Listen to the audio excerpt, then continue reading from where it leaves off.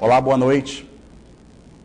Empresas de ônibus que operam no transporte coletivo de Manaus estão sendo acusadas de vender o excedente do combustível que era comprado por eles até janeiro deste ano, com isenção do ICMS. A denúncia é de um vereador de Manaus que estranhou o fato das empresas terem diminuído o volume de compra do diesel após o fim da desoneração do imposto estadual. O caso vai ser investigado por uma sindicância aberta pela SMTU.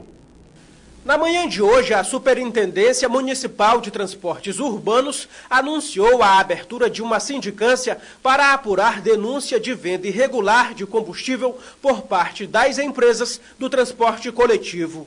A fiscalização da SMTU pode ser feita no prazo de 30 dias, contados a partir desta quinta-feira. Vamos ouvir, no caso, aí, a acusação, vamos ouvir o acusado, o suposto acusado, as testemunhas prováveis, vamos pegar provas documentais, no caso, em materiais e testemunhais, em razão disso, chegar à conclusão. Então, são 30 dias, prorrogável por mais 30. Feito isso, comprovado o fato, a empresa pode perder, no caso, aí, a concessão dela, ela perde a outorga dela, nesse caso específico, e, comprovado isso aí, caracteriza crime. Vamos entrar com uma ação na Justiça e encaminhar para o Ministério Público. Agora, não comprovados os fatos, com certeza a empresa tem todo o direito de entrar contra quem o denunciou. A abertura da sindicância atende à solicitação de auditoria feita pela Comissão de Transportes da Câmara Municipal de Manaus.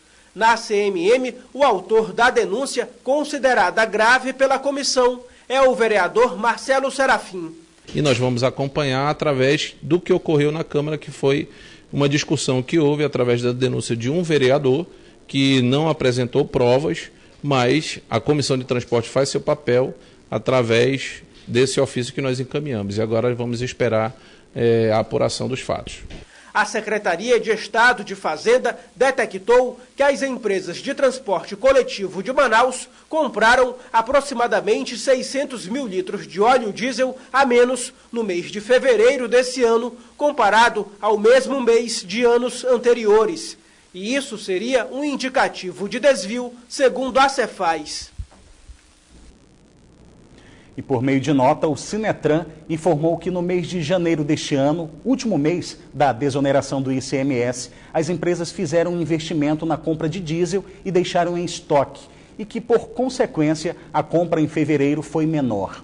O Sinetran afirma ainda que em fevereiro de 2016, as 10 concessionárias que operam no transporte coletivo de Manaus rodaram pouco mais de 9 mil quilômetros e meio.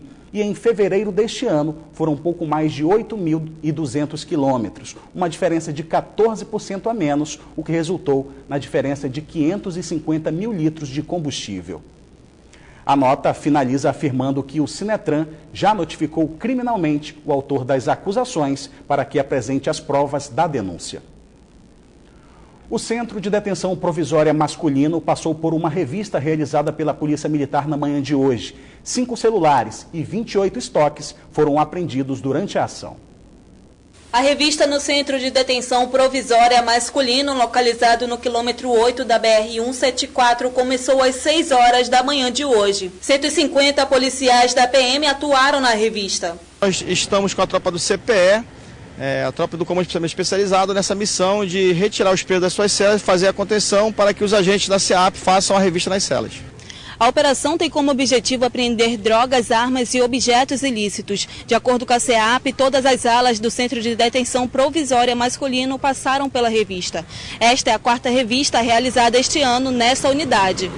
A ação conjunta entre a Polícia Militar e a equipe da Secretaria de Administração Penitenciária durou cerca de 7 horas. 20 revistas foram realizadas em todas as unidades prisionais de Manaus esse ano. O Procurador-Geral de Justiça, Fábio Monteiro, apresentou hoje o relatório anual de 2016 do Ministério Público do Amazonas, em sessão na Assembleia Legislativa do Estado. Para 2017, ele disse que as ações de combate à corrupção serão intensificadas. Na prestação de contas aos deputados estaduais do Amazonas, referente a 2016, o Procurador-Geral de Justiça, Fábio Monteiro, apresentou, entre outras ações realizadas, os dados orçamentários. Foi um ano muito difícil do ponto de vista financeiro, em virtude da queda da arrecadação, mas nós tivemos assim diversas medidas, investimento no GAECO, nosso grupo de combate às organizações criminosas, investimos muito em equipamento, em estrutura, culminou com algumas operações que levaram à prisão alguns prefeitos, né, com o desvio de verba e logo depois também alguns empresários envolvidos em fraudes em licitação.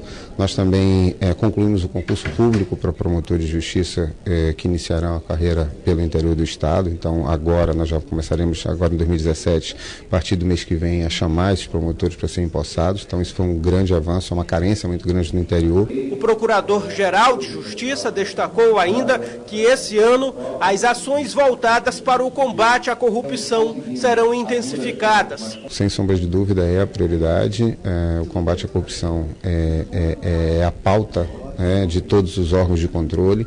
Sobre o repasse de recursos para os órgãos como o MP, este deputado disse que a oportunidade será discutir o assunto durante a análise da Lei de Diretrizes Orçamentária Anual. Aumentando a arrecadação geral do Estado, naturalmente todos os poderes vão ter um repasse maior em termos absolutos de valores. Mas na questão mais formal, constitucional, hoje existe um percentual definido da arrecadação geral para cada poder. Então, o Ministério Público, para receber mais, teria que, na lei da LDO, que vai ser apreciada no primeiro semestre desse ano, ser feita uma alteração para aumentar o percentual de repasse para o Ministério Público. O mesmo acontece na Defensoria Pública. Acredito que deva aumentar. Eu, por exemplo, defendo que se retire do Tribunal de Contas, que tem dinheiro sobrando, dito pelo próprio presidente e do presidente anterior, e você repasse esse percentual para o Ministério Público, uma pequena parte, e uma outra para a Defensoria. Essa é a forma de aumentar o repasse de valores para esses dois poderes que são tão necessários para o interior do Estado. Nesta quarta-feira, o foragido do Instituto Penal Antônio Trindade, Brian Bremer Quintelo Mota, se apresentou voluntariamente na unidade prisional, acompanhado de um advogado. Brian Bremer passou por procedimentos de triagem e foi reconduzido ao IPAT. O presidiário estava foragido desde o dia 1º de janeiro deste ano, durante a fuga em massa do IPAT, e ficou conhecido na internet depois de postar fotos durante a fuga. Ele disse que se entregou a pedido da mãe. O período da cheia dos rios no Amazonas traz para a população da capital amazonense uma consequência bem desagradável, que é o aumento da poluição dos igarapés. E esse cenário de alagações, também causadas pelas chuvas, contribuem para a proliferação de doenças. Os atendimentos na rede pública do estado do Amazonas, nesses 3 primeiros meses de 2017, com um quadro clínico de doenças transmitidas pela água da chuva, já são preocupantes. Só este ano, 15 casos de leptospirose, doença transmitida pela urina de roedores, foram registrados na Fundação de Medicina Tropical. Bom, nesse período chuvoso, há sempre a preocupação da ocorrência de algumas doenças relacionadas à água, que pode ser contaminada ou poluída. Além da irritação de pele, de mucosas, de doenças alérgicas por irritação por produtos químicos, temos as chamadas doenças de veiculação hídrica, causadas por agentes infecciosos, que podem chegar até as pessoas através da água. Nesse período chuvoso, as crianças são as que mais estão vulneráveis a doenças como leptospirose, hepatite e parasitas. As doenças virais diarreicas, que podem evoluir com diarreia, cometendo muitos extremos de idade, os idosos e as crianças pequenas. E uma doença que é assim, bem típica, do período chuvoso, que é a leptospirose, em que o homem entra em contato direto com a água e se ele tiver algum ponto de entrada da pele, algum ferimento ou qualquer tipo de lesão, e se ele entrar em contato com a água e ela estiver contaminada pela urina dos roedores, essa bactéria chamada leptospira pode adentrar o organismo e pode desenvolver a doença chamada leptospirose. O nível do rio sobe cerca de 5 centímetros por dia. Essa área aqui do Beco do Bragança, São Jorge, zona oeste de Manaus, nos próximos dias pode ficar toda alagada. Nessa casa, por exemplo, vocês podem observar que há marcas da cheia de 2015. A Defesa Civil recomenda que não jogue lixo, principalmente nos igarapés. Com a subida das águas, a proliferação de animais e insetos causadores de doenças como ratos, baratas e mosquitos são inevitáveis. Cobra, já entrou aí dentro. Algum mais outro? Isso. Mussu. Até Jararaca. No Beco Bragança, a Defesa Civil já fez o levantamento da área para a construção de 250 metros de pontes para facilitar o acesso aos moradores e, principalmente, evitar o contato com a água contaminada. Bem, a Defesa Civil Municipal, hoje nós já fizemos todo o levantamento da área onde é afetado pela cheia do Rio Negro. São todos aproximadamente 15 bairros que é afetado. A gente já fez o levantamento da quantidade de medição de ponte, quanto vai ser preciso para se construir de passarela, para dar acesso às casas. E a gente, a partir, se Deus quiser, a partir já de abril agora, depois do primeiro alerta do CPRM, que é agora, amanhã, sexta-feira, dia 31, a gente já vai começar, a previsão é que a partir do dia 4, até o final da semana que vem, a gente já comece o trabalho dessas passarelas. E agora vamos conferir então a previsão do tempo para esta sexta-feira em Manaus e em alguns municípios do interior do estado. Em Manaus, a previsão é de tempo nublado a encoberto, com possibilidade de pancadas de chuva e trovoadas. Temperaturas mínimas de 25 e a máxima de 33 graus. No município de Alvarães, a previsão é de tempo encoberto, com possibilidade de chuva fraca. As temperaturas variam entre 25 e 30 graus. Em Benjamin Constant, o dia amanhece com nuvens carregadas e com possibilidade de chuva a qualquer hora. Temperatura mínima de 25 e a máxima de 31 graus. E em Manicoré, a previsão é de pancadas de chuva ao longo do dia. Temperatura mínima de 25 e a máxima não passa dos 35 graus.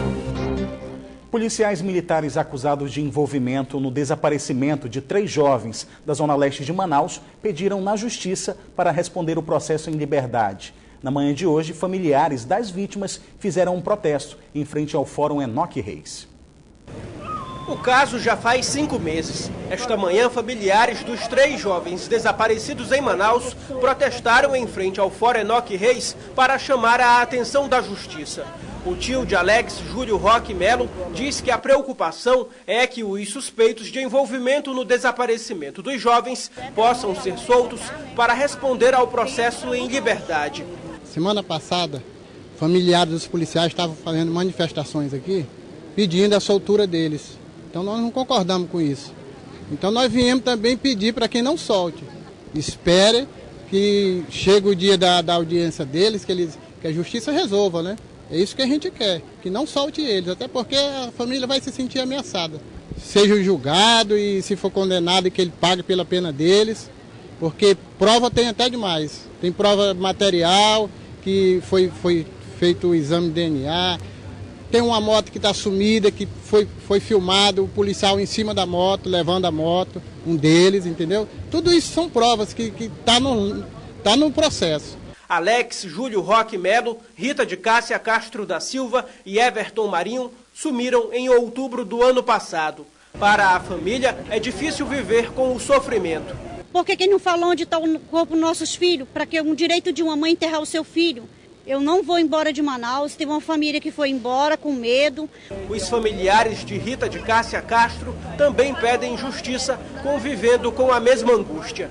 No dia 8 de novembro do ano passado, 10 policiais militares foram presos temporariamente. Na ocasião, o corregedor-geral da Secretaria de Segurança Pública do Amazonas afirmou à imprensa que o inquérito apresentava fortes indícios de que os PMs investigados teriam assassinado e ocultado os corpos dos 3 jovens que desapareceram no bairro Grande Vitória, na zona leste da capital. Na madrugada do dia 29 de outubro, Alex, Rita de Cássia e Everton estavam numa motocicleta quando foram abordados por uma viatura da PM, como é possível ver nas imagens de uma câmera de segurança na rua.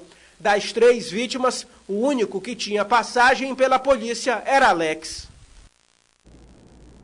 O Tribunal Regional Eleitoral do Amazonas iniciou a última fase do processo de cadastramento biométrico que compreende 52 municípios do estado.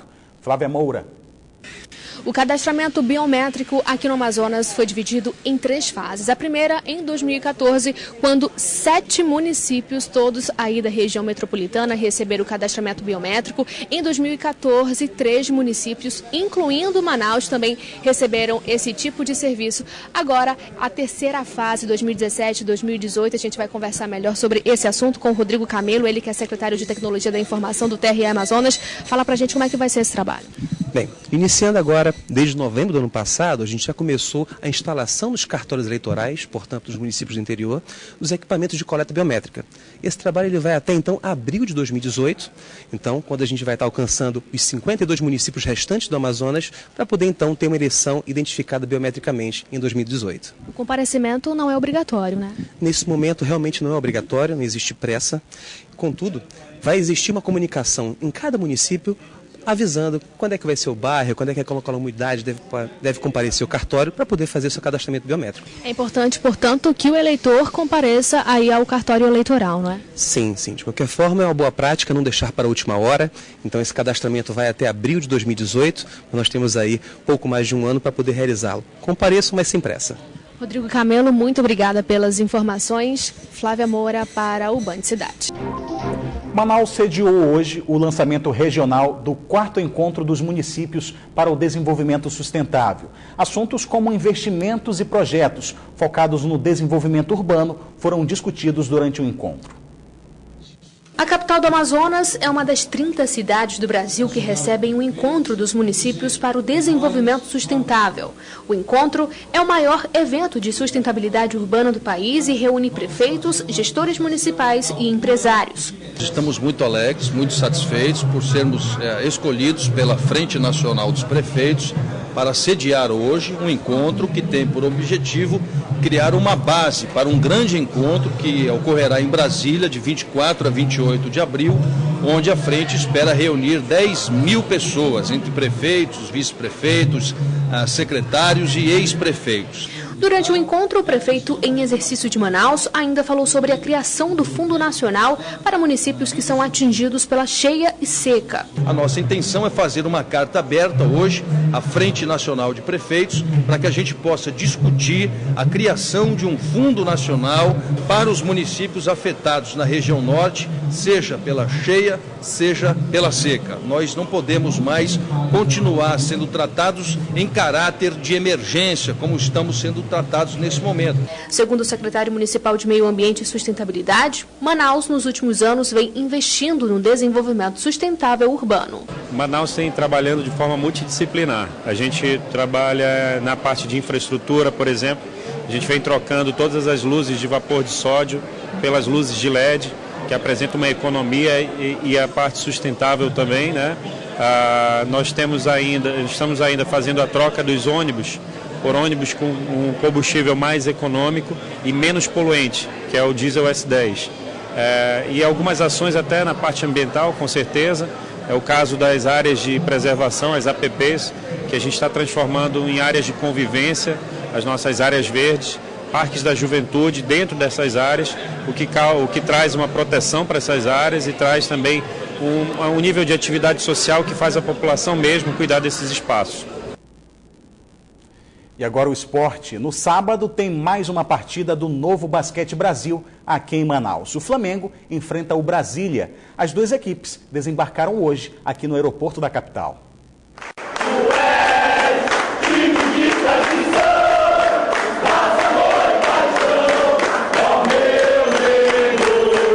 Foi desse jeito que o Flamengo foi recebido no Aeroporto Internacional de Manaus. Fotos e mais fotos, o clima de festa tomou conta do saguão do aeroporto. Qualquer uma categoria é Flamengo. Você está em todo canto que estiver, a gente vai estar. Isso aqui é Flamengo. A relação do time rubro-negro com a torcida amazonense vai de vento em polpa. Mas, puderas, o Flamengo é líder do Novo Basquete Brasil e na noite passada garantiu a classificação antecipada para a fase mata-mata. E jogar em Manaus é jogar em casa com o apoio da torcida. Não é à toa que a gente veio jogar aqui, a gente sabe que o Flamengo tem uma torcida muito forte aqui também. E a gente vai fazer tudo para vencer esse jogo, cara. A gente não vai entrar em quadra pensando que a gente já conquistou o que a gente tinha que conquistar nessa primeira fase, porque, como eu disse, é um adversário de muita tradição, né? E é um adversário que a gente pode vir a encontrar numa possível semifinal ou final do campeonato. O time do Brasília chegou em Manaus praticamente junto com o Flamengo. Os jogadores passaram rápido, sem muita empolgação. O Brasília vem de uma derrota e o jogo aqui em Manaus é de vida ou morte para se classificar para a próxima fase. Então esse jogo passou a ser mais importante ainda, né? Um jogo decisivo para nós, mas acho que não tem essa história de que não vale nada para o Flamengo, porque a rivalidade é grande, né? Entre Brasília e Flamengo, são os únicos 2 campeões do NBB. O jogo entre Flamengo e Brasília no sábado em Manaus coloca frente a frente 2 das maiores equipes de basquete da atualidade. E nesta quarta-feira, 2 jogos movimentaram os estádios de futebol aqui de Manaus. No Carlos Amit, o Nacional empatou em 1-1 com o Penharol de Itacoatiara pelo Campeonato Amazonense. E no Brasileirão de Futebol Feminino, na Colina, o Iranduba goleou o Grêmio por 4-0. Foi dos pés de Camila, aos 14 minutos do primeiro tempo, que o Iranduba inaugurou o placar.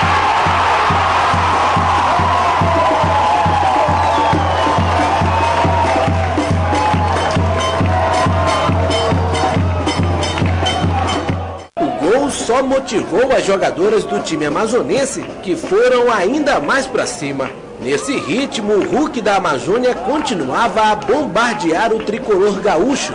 O Grêmio só conseguiu um alívio no final do primeiro tempo, quando a Roberta arriscou o primeiro chute a gol.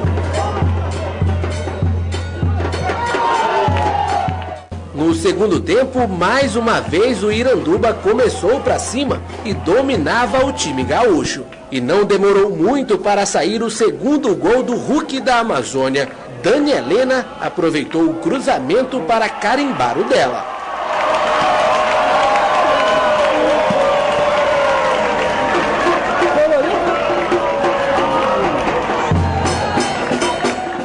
E logo depois veio o terceiro. Kellen deu um tapinha na bola e empurrou para o fundo da rede.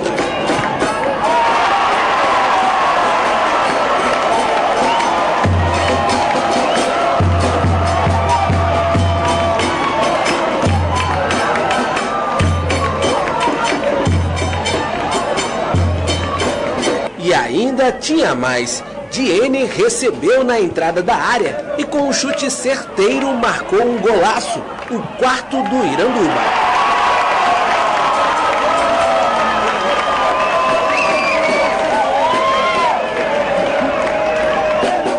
Embalado, o Iranduba consegue vencer a 4ª partida seguida no Campeonato Brasileiro. Com o resultado de hoje, diante do Grêmio, o time amazonense fica em uma posição confortável na liderança do Grupo A1, podendo inclusive se isolar no topo da tabela. Foi um jogo que nosso time fez uma boa atuação. Eu acredito que no segundo tempo voltamos melhor para a partida, mais ligadas, mais ofensivas.